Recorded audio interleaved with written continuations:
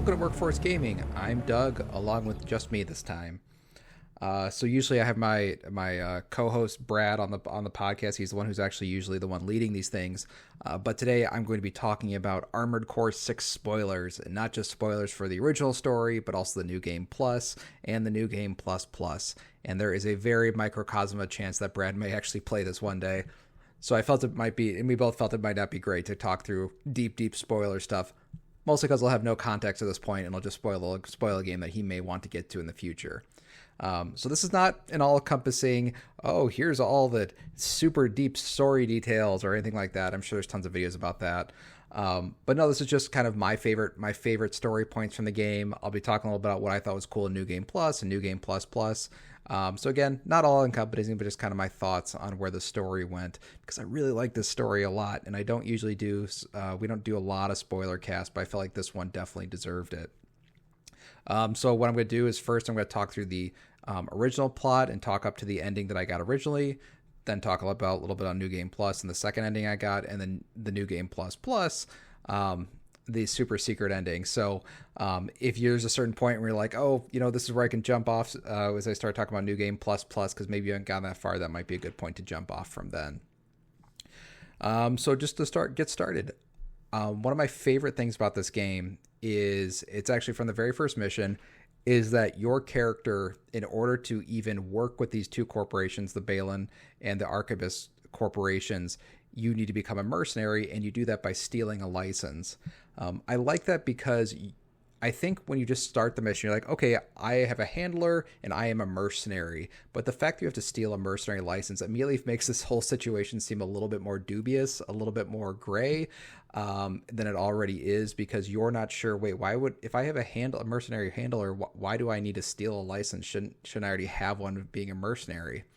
And the character you steal is from is a character named Raven, who I don't think you know anything other than the fact that the license is lasting for 3 days, and that's why your character takes it, and that's essentially the only reason why. I like that this kind of comes to head in a few different ways throughout the game. The PCA, which I'll talk about a little bit in the future, is a sort of kind of government organization. There's a boss fight early on where you're fighting a PCA tank-like boss, and they're like, oh, this is Raven, and then as the fight goes on, they realize that you're not actually the Raven that they have on file. And if you actually look at the reveal trailer for Armored Core 6, the reveal trailer for Armored Core 6 actually shows the original Raven fighting PCA forces. So that whole tank battle where they're trying to figure out who you are, the fight that they're referencing is actually the one from the reveal trailer for Armored Core 6, which I thought was really, really cool. This also leads up to one of my favorite moments in the game is I believe you're supposed to go, and I don't remember the exact mission, how the mission is set up, but when you start the mission and you go to the place where you're supposed to fight off enemy forces, the fight's already over. They do this maybe once or twice throughout the game, and it's such a fun, scary moment because the briefing that they give you, it's like, okay, in this briefing, I know I'll have to take out a number of guys, so maybe I'll set up my mech in a certain way, and then once you get there, you realize that the fight that you were just briefed on is actually not the one you're about to get into. And I feel like I had the perfect reaction to the scene that I'm going to talk about in a second. So you get to the battlefield, it's already gone, the battle's already over, and there's a mention that there's an armored core, an AC out there, and they did kind of a zoom in the cinematic. They kind of zoom in on the AC, and I remember my thought was like, gosh, that armored core looks a lot like my character. and then it says and then that you hear, and then this turns out to be the original Raven. You hear Raven's handler say something along the lines of there is the mercenary who stole your license. I think it was one of those kind of jaw-dropping moments, because I think up until that point you just assume that the mercenary you got the license from is dead. It turns out to be a really cool, really fast fight. It feels like just one of those perfect rival battles that you always like in a game, where you really feel like you're matched head to head and you just kind of barely scrape to get up on top. And I just really felt like that was kind of one of those moments of this game where it's like, oh, there's going to be interesting twists in this story. There's going to be, there's going to be characters that I'll have to remember because they're going to come back in weird ways. And maybe these story points they made earlier, it's like, oh, actually, they are going to maybe catch up to my character eventually. And that happens a lot in this game. I think that's kind of one of the first indications that, like, yeah, these sort of things that are happening early on are going to catch up with your character eventually. One of the other big story points I kind of liked was the introduction of the coral.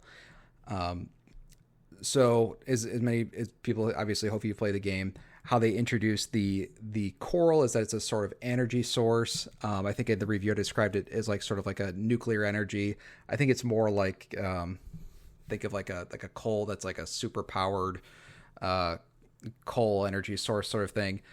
But as you learn more about the coral, the thing I liked about it is that not only is this coral a fuel, it's a fuel that essentially created your character.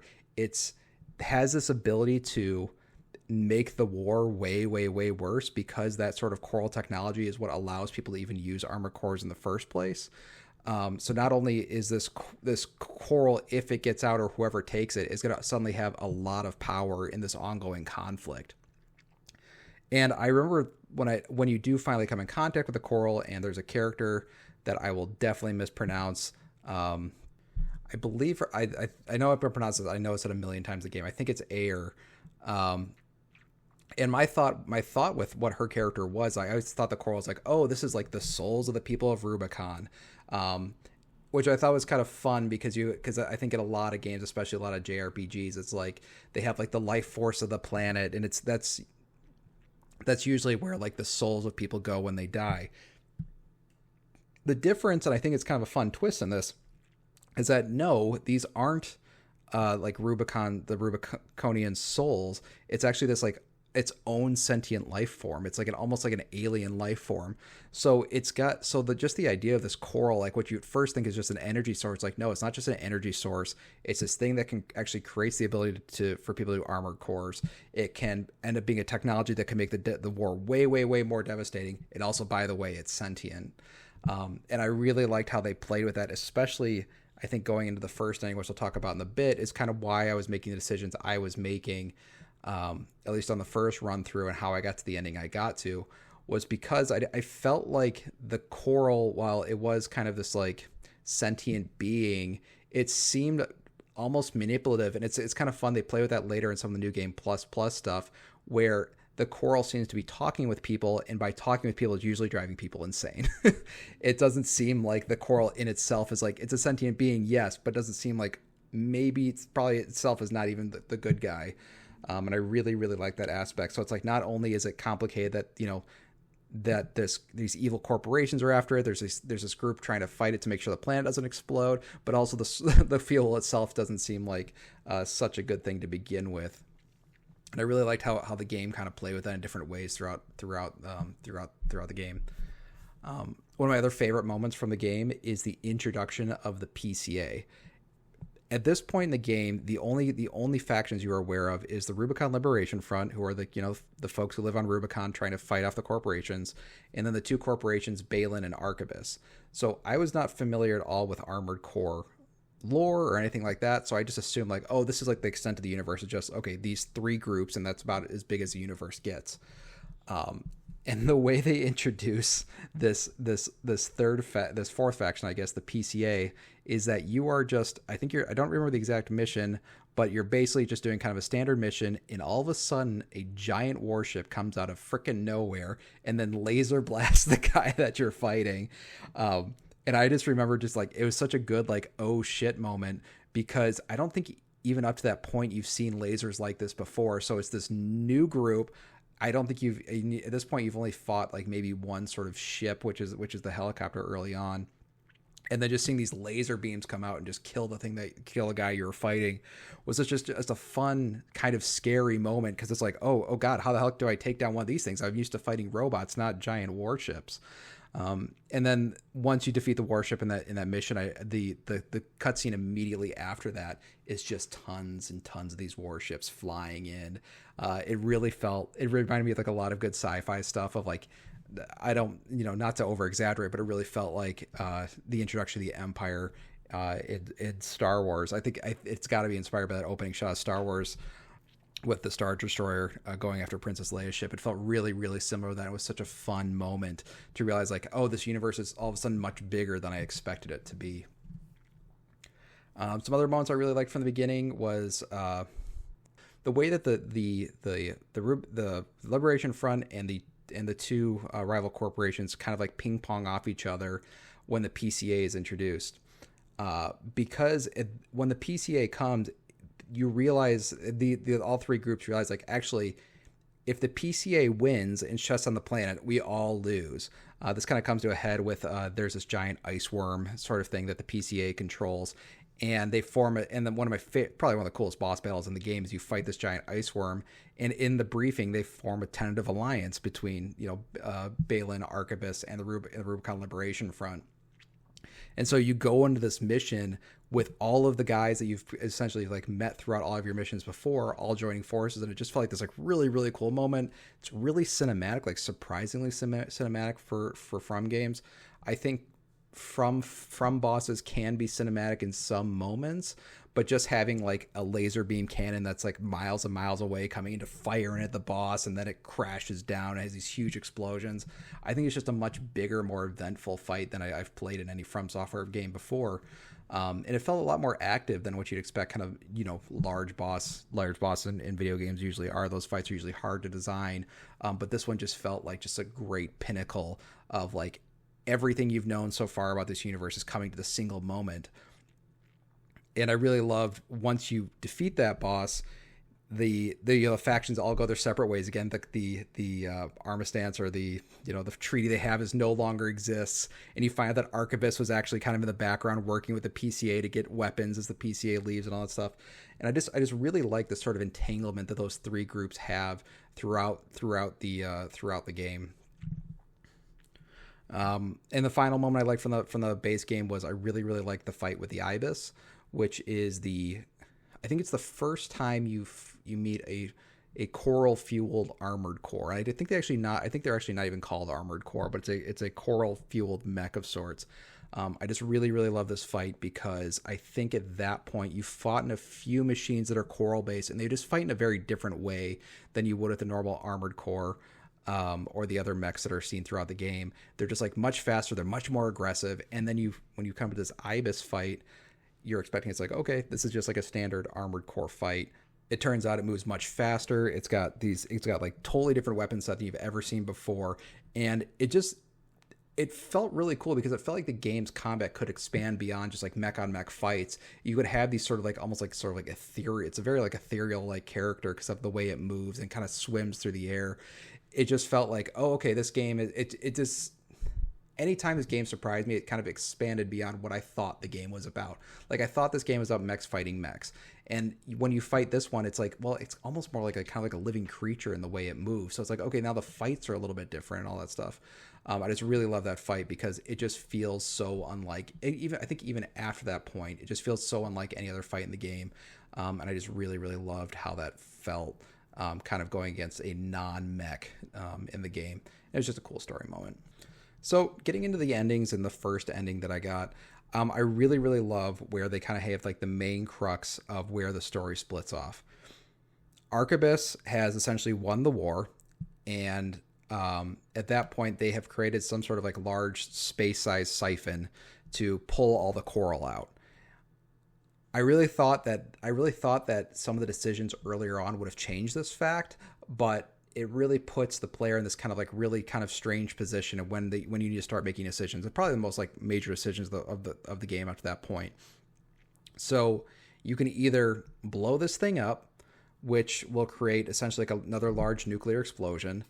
You can not blow it up, which leads to one of my not so favorite endings, and then I don't want to talk too much spoilers about New Game Plus because I promised I wouldn't, but the third ending of what you can do with the coral. So I'll talk a little bit about my decision making, at least the first time.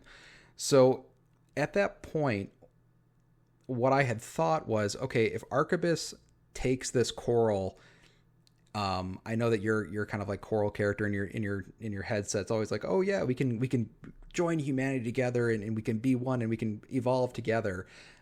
But you know that if Arquebus is the one to take it, they're just going to use more weapons. they're essentially gonna create more of your character, these more of these augmented humans. And I just felt in that moment, it's like, you know what, if Arquebus gets this, it's going to make the war far, far, far worse. It's not going to be this like, oh, great hand in hand with, Coral and humans, coming together. It felt more like, okay, this is going to be the beginning of the end of this entire universe.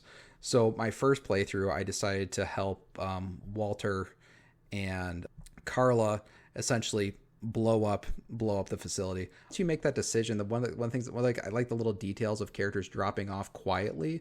I believe at that point Ayer no longer talks to you until the final fight, in which you fight her yourself. I really like that kind of like small detail of, you're going through this thing, you're totally with Carla's on your side. I believe in this ending, Walter is, if you make this decision, it's assumed Walter has died. Which is kind of cool. Once you get captured, Walter is considered dead. And it's a really kind of poignant fight with Ayer, because you know that if you go through with this, you're basically going to destroy her entire civilization. So that fight where it's you two against head to head against each other, it's, you're fighting for you're fighting for humans' continued existence, and Ayer's fighting for the existence of Coral.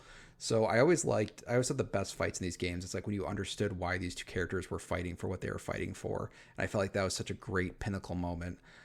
I really love that ending, which is, I believe it's called the Fires of Raven. I think it's probably the most appropriate given the tone of the game. So what happens is, and hopefully you've played it this far, is you successfully crash the ship. You crash Carla's ship into the coral facility, and it essentially creates a second fire.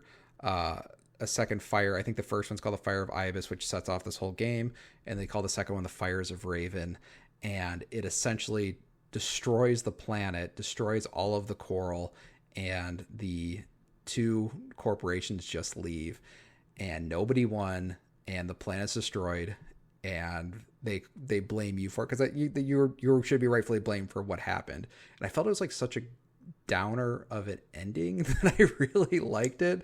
I really like that it's like, there was no point to this war, and the war just will kind of go on. And it felt like, I kind of like sort of nihilistic endings, and I really felt like that was like the most appropriate, especially how the game was going thus far, that it felt like this war is, it's Armored Core 6, like this war is not going to end.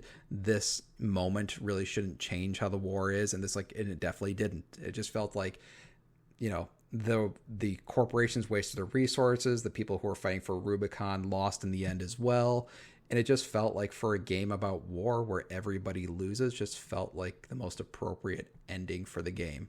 Probably not a great ending to start another game off of, but I liked how down the game was the entire time, and then so just kind of getting an ending that kind of met that, I felt was really appropriate. I really did enjoy. So for my second go around on New Game Plus, what I basically did is I just made the exact opposite decision of whatever I had done before. So it was less about me going like, oh, how do I feel about this mission in this moment? It's just like, okay, I'm just gonna do the other mission. So I didn't feel as invested on my New Game Plus my New Game Plus playthrough, because I just kind of want to see the second ending. But there were some cool moments from New Game Plus that I did like, and especially with the second ending that I appreciate as well. One of the missions that I got to do on my second playthrough that I didn't get to the first time was taking out the Red Guns, which is actually it's a really hard mission. You fight essentially what's left over of the Balin Red Gun force. But the thing I really like about this mission, it's probably the only mission in Armored Core that's genuinely kind of funny. I think that From Software games can be funny. I think there's a lot of jokes in them. I think Elden Ring's probably the silliest one. But Armored Core 6 plays it very seriously, I would say, up until this fight. And the thing that kind of makes it funny is that the Red Guns, the leader of the Red Guns really, really respects your character. And how the mission works is they just send waves and waves and waves of Balin forces at you. And they're saying, it's like, oh, we're going to kill this guy. He's he's terrible. It's like we'll easily destroy him. And the leader of the Red Guns is like, no, you idiots. This is a great fighter. We should really respect him in this battle. So it's not only is the Red Gun leader essentially fighting you one-on-one, he's also fighting with his forces, explaining to them, no, how cool your character is. And it leads to some very silly interactions with the different characters. And it just felt like such a cool fight because the thing I really do like about the game throughout is that your character is kind of well loved by all because you do so much work for all three different groups. They all really respect your character, and I think that was really fun. It kind of comes to a head in that mission, especially I think more so than any other mission. I did like that New Game Plus also sent up some hints of what was to come in New Game Plus Plus. The big one was the battle arena, which is kind of fun because I think in your first playthrough, the battle arena has like zero story impact. Essentially what it is, it's any mercenary that signs with All Mine, their battle data gets sent to All Mine, and you can essentially train with fighting all the different mercenaries that are under All Mine's directive. So it's basically just an excuse to have a battle arena with all the different mechs that are in the game. The thing that's funny though is when you get to New Game Plus, a new set of these battle arenas come up, but they make it clear that these aren't necessarily, that some of the battles that they're heading you set up aren't necessarily actual mercenaries, but All Mine playing around and like trying to figure out how to create like a perfect armored core.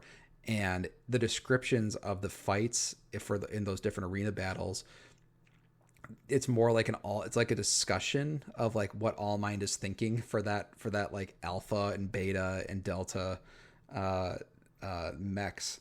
So it was really cool kind of seeing that build up in the background because you could feel it. And as I was getting a New Game Plus, I was like, it feels like this is kind of building up in the background quietly. And like you're supposed to kind of just like notice it. But it's not really, doesn't seem like it's impacting the story now in my second run through. But it's funny because it is just set up for eventually what happens in New Game Plus Plus. So my New Game Plus ending I got was the liberation of Rubicon. I think the thing that's kind of funny about this ending is I think the missions that you have are better than the Fires of Raven ending because you get to do some really cool stuff. Like you get to team up with Rusty, who's a really, really great character. I don't want to talk too much about because just getting into that would turn a whole rabbit hole. But it's really cool because he's like essentially your only friend out there. He's like probably the only one who is willing to work with you without having an ulterior motive and just kind of likes your character. So having that team up, having to fight the, I think his name is Snail, the Arquebus, one of the Arquebus like the lead mercenaries, and then the one thing that was the thing I really liked about that this also accumulates in actually fighting Walter. So I really like how they play with Walter across the three different endings. So in the first ending, with the Fires of Raven, he is definitely dead at that point. The only communication you get with him post game is actually because it seems like because you had blown up the Arquebus coral facility, that doing that had unlocked some sort of hidden message that Walter had recorded before he died, or sent to the what do you call those? The reintegration camps or something like that. So in the second ending, though, Walter is alive. He has been sent to the re-education camps. And so he comes back as a sort of coral monster of sorts who's trying to stop you from not blowing up the facility. So the Walter you fight is this. He clearly went into some sort of like coral facility, found out one of the AC units that he had possibly created, and then fights you in a very confusing fight because he seems like he's kind of split between, knowing who you are, respecting you as a fighter, but also having this like, because he is captured by Snail, he may have gone through some sort of like re-education stuff. So it's this weird conflict you have within, and you basically putting him out of his misery. I think the only reason and then it sort of ends on a very positive note of, well, not positive necessarily. It ends with the facility not being destroyed, but it also, and it ends with all of the Rubicon Liberation Front essentially destroying, at least on the ground, all the different Balin and Arquebus groups. It's like they had kind of joined together. I think the reason I didn't like this one necessarily is because the thing that kicks off all of the Rubiconians fighting together is because somebody sends out a message that Raven is fighting for you guys. And it didn't really make sense to me in the game because you as Raven, you do sometimes fight for the Liberation Front, but you mostly also fight for the corporations. So I didn't feel like saying Raven is going to fight for you was like a good enough sort of like rally cry of getting the whole planet together to help take down Arquebus. So it felt too happy, too cheery. It still ends on kind of a weird note because it seems like Arquebus is going to be able to take all of that coral, and potentially eventually destroy Rubicon in some way or another. But it felt like a little bit too cheery, I think, for what the game was leading up to, and as a result, I didn't really like it. And again, just because I was doing the opposite mission I did on my first playthrough, it didn't feel like I really owned that ending as much as I owned the first one. It to me is just like, oh, that's kind of an interesting way the game could have ended, and it seems like that's probably a better jumping off point than as for like the next game. That then the planet was destroyed and nobody won, and the downer ending of the first one again, which I still really enjoyed, but not a great way to start your sequels. So moving on to the final the New Game Plus Plus. I think in my mind I wish the New Game Plus was just this, because this is where you're going to see some significant changes from the plot of the game. Does a lot of really cool surprises. And I think it's more, it definitely feels more like the true ending. It's probably not my favorite one. I still like the Fires of Raven ending the best, but this seems like the most interesting jumping point off from the series. I think the thing I really liked about New Game Plus Plus is that it dares to introduce new characters you've never seen before. I think it actually introduces maybe 2 or 3 new characters. And the first character it introduces is Allmind.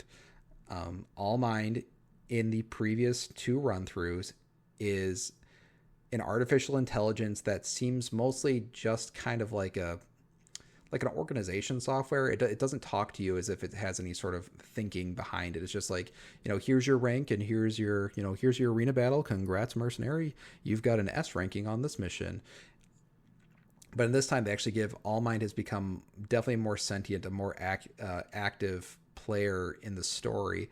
And it was just really kind of spooky hearing Allmind, who you hear all the time throughout the other game, now talking in a voice that's talking directly to you, your character, not just you. It's just some mercenary number 621. So I really like that introduction there. So that immediately kind of kicks it off as like, oh, something's going wrong. Something's going a little askew here. That's definitely feels different than the first 2. Some of the other things I really liked is that you realize that the New Game Plus Plus stuff was teased not just in your New Game Plus, but also earlier on with the mechs that have the encrypted signal.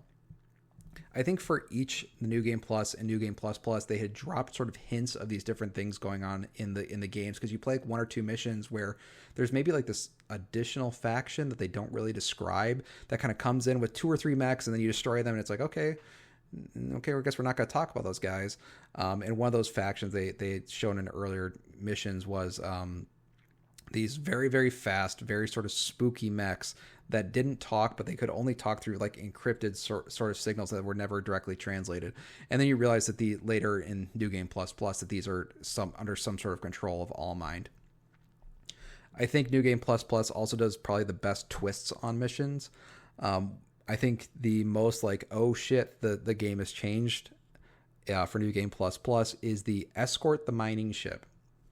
The mining ship, I think, is probably one of the best levels in the Armored Core 6. It was used a lot in pre-release stuff. They talked a lot about it when they're doing preview events where you fight this big giant mining ship and you take it down one by one. It's probably my favorite mission to replay because it's just a fun, weird mission. It feels pretty unique in the whole game.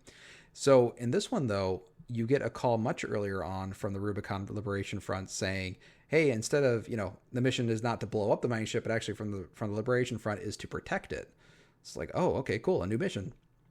And it's at night, it's not during the day as normally is, and you're heading towards the mining ship. And as you're getting there, you're realizing that it's actually been through a battle and it's in the middle of getting destroyed. So that you've already failed your mission of escorting the mining ship. It immediately explodes as the mission starts up, and all of a sudden you see two mechs coming in from the destroyed mining ship, just headed towards you very, very fast. These mechs probably move faster than anything in the game you've played thus far, of like 2 whole playthroughs. These things are much faster. They're way more aggressive. And it just felt so alien and so surprising to see like, oh, this game still has tricks up its sleeve, even on its, second, third playthrough. And I just felt that was a really good kind of like, oh shit moment. And I think you also get introduced to a new character named Kim, who is a mercenary you've never heard of in any portions of the game at all. And you realize later she's working with Allmind. But it is interesting just like hearing like a new character that like, I thought, with New Game Plus and New Game Plus, you kind of like remixing some characters, maybe they come at different points. Like, oh no, this is just a totally different person. They don't really talk about her too much. But she does join you for 2 missions as assisting Allmind, which is cool. And you do some boss fights early. I just felt like the New Game Plus story was just really, really interesting. And it really all comes to a head near the end. Like I was saying before, I think one of my favorite boss fights in the game is the Ibis fight. And the mission you actually go into the Ibis fight is like really, really cool because that's the first time you get to see the destroyed city, and you're going through it. And all of a sudden you get hit with this sort of block. And I was like shocked. I was like, wait, what's going on? I'm supposed to go to the Ibis fight. I'm supposed to go. And you get a call from Allmind that says, hey, just so you know, Snail is going to betray you, and I can give you their location. The Snail capturing you is a major, major part of both endings from the first game, because that's where you and Walter get captured. And so, like I said, Walter either gets killed or it gets re-educated, sort of thing. So by getting Snail ahead of time, neither you nor Walter get captured. And so instead you actually get the drop on Snail. And I love, love, love that fight, because when you get the drop on Snail, he is like genuinely shocked you are there. He doesn't understand what the heck is going on, like how you would even know you are there. And the other reason you know is because Allmind is essentially giving you this information prior. So that fight is really cool. In that fight, I didn't really talk too much about this character, but I guess it's important to talk about now with New Game Plus. Is I'm going to pronounce his name wrong. Iguzu, who is one of the mercenary pilots you see throughout the game. Basically, everybody hates him. He hates you the most. But essentially, in the original 2 plots of the game, he really hates your guts. And at some point, he essentially runs away from the faction that he's fighting for. So he shows up all of a sudden this Snail fight because he realizes this is an opportunity to take you out and Snail at the same time. So this really cool fight of you and Snail fighting and you and Iguzu fighting. It ends with you both destroying those mechs. And so at this point, it's like, well, if I'm not captured, where's the plot going? And I believe at that point you kind of get not captured by Allmind necessarily, but you get kind of brought into the Allmind group. I think I really love at that point is that you have a few more missions before the ending, and those missions are essentially assassinating mercenaries that were involved in the Allmind plot and then decided they didn't want to join Allmind. So you're learning a lot about how Allmind in the background of the first two has actually been trying to collect a number of mercenaries to join them to basically create a sort of like a super being of sorts where Allmind would take control. And I really, really love the fight that you have with one of the assassin targets, because he's telling you all the reasons why Allmind is going to betray you. Allmind, it's like, this Allmind kind of promises the sort of perfect humanity, like the imperfectness is what makes humanity great. So it's really cool kind of realizing like, fighting for the corporations wasn't good, but also fighting for Allmind is probably going to be a bad idea too. And one of the kind of scary things about Allmind, I think that they really, really settle with Allmind, is in those final missions, you are essentially trying to take down the Xylem so it doesn't blow up the coral, but instead releases it into space, which is actually a big warning, which is actually the whole reason that the Walter is trying to stop this from happening, allowing coral to get released off into the universe, because it's going to basically spread out and go everywhere and potentially just essentially infect the universe. So some really fun things with this ending is because you haven't gotten captured, Walter hasn't gotten captured. So you'll actually hear portions where Walter is working with Carla in the finale in like a much more active role than he was before, and it's fun because they actually get killed off screen by Allmind. At this point, you don't know how Allmind can kill anybody because Allmind to you is just an AI. So you hear of Carla and Walter's death, and I believe a few other characters' deaths that Allmind is taking out in the background. And it was just really cool because it's sort of I just like how it recontextualizes it because you do kill these characters in other endings, but the way that Allmind does it is just in such a spooky way because if Allmind is taking out these characters, then Allmind must be at least as powerful as you. So what is Allmind doing? How is Allmind able to do this? You do find out later that Allmind is not just going to release the coral into the universe, but somehow also take control of that coral. So it's not just the coral entities that are spreading out the universe, but actually Allmind's AI spreading out with the coral. So you have to stop this. Allmind also basically comes to you and says like, well, I'm going to kill you after this anyway, because you're going to be standing in my way, blah, blah, blah, blah, blah. Really, really cool fight. I believe in the beginning of that fight, you are not just fighting Allmind, but you're fighting Allmind and all of the dead Armored Core characters that you know and love. Kind of like a zombified Allmind versions of them. So it's a really, really cool fight. But then you take down Allmind in the first phase. You destroy Allmind, which was kind of surprising for me. I was like, oh, okay, I mean, I guess this is all right. I mean, sure. Because all of a sudden a larger mech comes down, crushes Allmind, and it turns out that it is the sort of dweeby character, Aguzu. Basically what's happened is that the only mercenary that Allmind was able to convince was to actually join their cause and join it fully was Iguzu. So all of the other mercenaries that were killed off, they were essentially killed off because they didn't think Allmind was great. So it's just really funny having this sort of like all-powerful, all-knowing character who like clearly has the way to lead the universe, and literally nobody joins them except kind of the dweeby character that nobody likes. And the only reason they join Allmind is just become a little bit more powerful to destroy you. So it's just a very fun fight because he's just so like the character is so angry at you. They hate you so much, and it just feels like none of the story was leading up to this point. It almost feels like it's like an own epilogue, because it's like even if you lost that fight, he probably wouldn't have gone through and like been with Allmind and let Allmind go throughout the universe. He just basically turned himself into a horrible Frankenstein AI monster just to take you out. This does lead though, so once you destroy him, the coral is released in the universe, and I think this is probably going to be the setup for the next game. So the coral is released, and because it is somewhat sentient, all of these 6 games worth of war that has happened, there's all these empty mechs on the battlefield that are brought back to life because of the coral. I'm genuinely curious if it's like they're taking over the bodies of the dead Armored Core pilots that are in there, or if it's just taking over the AI controlled ones. But it's still just a very kind of cool, very spooky scene of all of these destroyed or damaged mechs just coming back to life. Sort of zombie-like faction. And of course, your character who's been talking in your ear thinks this is a great thing, and it's like, oh, we are going to bring humanity and Coral together as one. So I do like that all the endings have their own sort of downer way of ending. They all have this sort of like, was this a good thing that happened?